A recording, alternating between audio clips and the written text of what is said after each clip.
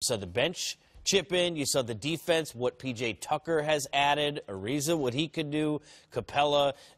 It's almost like a totally different team that we saw in Game 2 to Game 3. No question. They're clicking on all cylinders, doing what you're supposed to do. Defensively, making life difficult for Utah. Your stars, James Harden.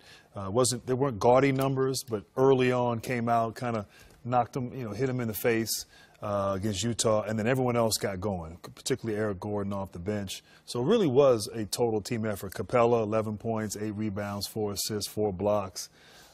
So that's, when they're playing Houston Rocket basketball, playing with a sense of urgency and playing with tempo and pace. When you saw those clips earlier in the night, you just saw the ball was moving around, the ball finds energy. And when they play with that kind of energy and they're knocking down shots and defending, they're tough out. Mentally on the other side, I'm not trying to say that Donovan Mitchell is LeBron.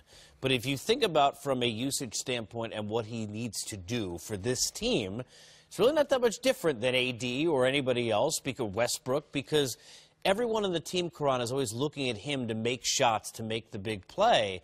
You wonder mentally what it does to the team when he comes out early as cold as he was. They didn't have anywhere else to go offensively. Yeah, it was tough because they're used to him, having the astronomical nights and being extremely efficient on the offensive end.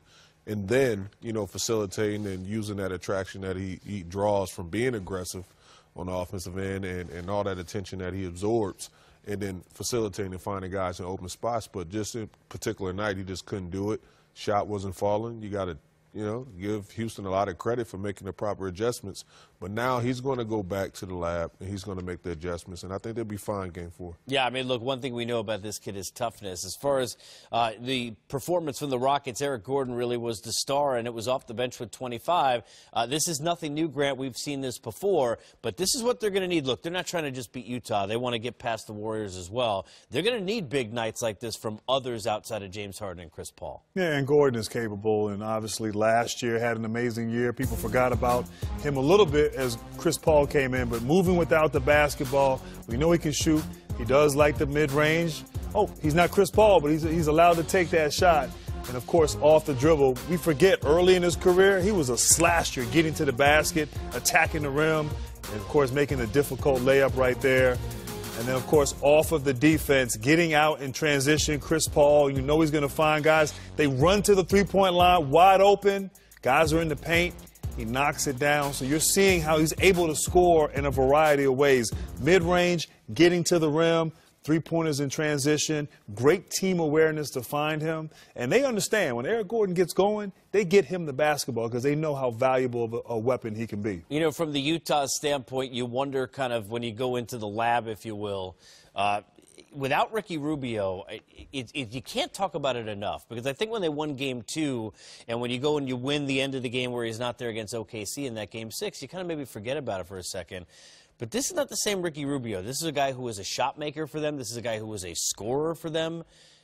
They really miss him on the floor. It's hard to buy in that they're going to be able to win 4 games against this Rockets team at all, but certainly without Ricky Rubio, it's going to be more difficult. He kind of just walks and plays with this quiet confidence. And, you saw that on display where, in the last series, obviously, with the OKC and Russell Westbrook, and the word has changed, and him just handling it extremely gracefully and just going out there and just letting his play do all the talking. So now, not having a guy like that, you want to, try to put Donovan Mitchell off the ball as much as possible. You're going to need guys like Exum and other guys to bring the ball up and create.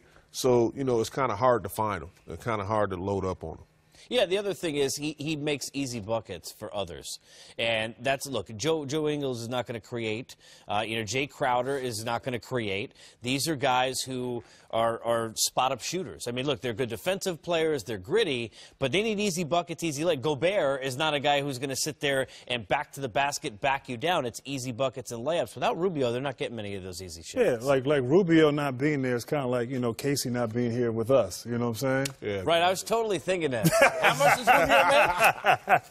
But no, he sets the table, and you're right. Everybody eats off of his play. He's experienced, and just his toughness. He didn't have an easy road. He obviously has come of age this year, had a great season, and not backing down from Westbrook shows you what he's about. So, of course, they miss him.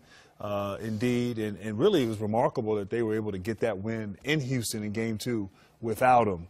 But Houston's made some adjustments. As you said, now it's time for Utah to figure it out. Maybe take Mitchell off of the ball. Maybe start Dante Exum. You know, there's some things that maybe you can do, and we know Quinn Snyder is very innovative and creative in that regard. But, yes, not having Rubio out there. He's, you know, we talk about Mitchell, and rightfully so. He deserves all the credit. He's their best player. He's their closer, their finisher. But Rubio is also one of the guys that has contributed to their success this year and, of course, their postseason success up until now. Now, you're going to have to score against Houston to win. I mean, you can only hold them to contain them to some point if they're shooting the ball. Remember, the Rockets shot 27% from 3 in that loss in Game 2. That's not going to happen often. What did we learn about Houston in terms of bouncing back after that loss? A lot of questions. We talked about in pregame, Karan. Clearly, with CP3 and Harden, this is all we're going to do every time backs are against the wall is talk about the pressure and all their past history. What we learn about this Rockets team and the mental side of the Rockets after this win? That they're a team. They're a collective unit. Guys assembled that believe in one another. And you touched on it. You know, Eric Gordon did an excellent job of stepping up. Trevor Ariza did an excellent job. Capella. And you know Chris Paul and James Harden are going to do, you know, what they do on the offensive end and defensively, and they're going to bring that on a consistent basis. But the other guys stepped up, and they took that challenge. And even D'Antoni did an excellent job of making the adjustments. They played defense today. Offensively, we know they're going to be sound, but defensively, they was there, they was engaged. And what was impressive to me is, look, their goal is to win a championship. And Karan, obviously, you were a part of a championship, won a championship in Dallas. But to go through some adversity, you know, you're number 1 seed. You know, you kind of, you know, everyone's sort of targeting Houston and Golden State in the conference finals. You come out, you win Game 1, Game 2, you get knocked down, and all of a sudden you lose home court advantage. How do they respond in that situation? How do they bounce back? And you're right, they showed it. They came back. There was a sense of purpose, the sense of urgency.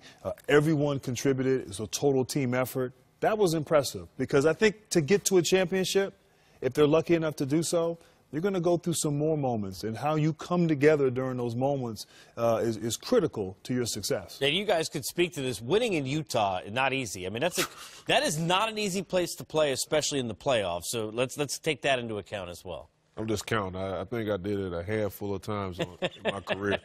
Utah and San Antonio just could never string together some wins in the It took me. I mean, I came in 94, 95. I don't think I won in Utah until Malone retired. Malone and Stockton. So it was a long time. And it was hard even after that. You want to know how old you are? Stockton's son played in this game today. Oh, wow. Yeah. Jeez.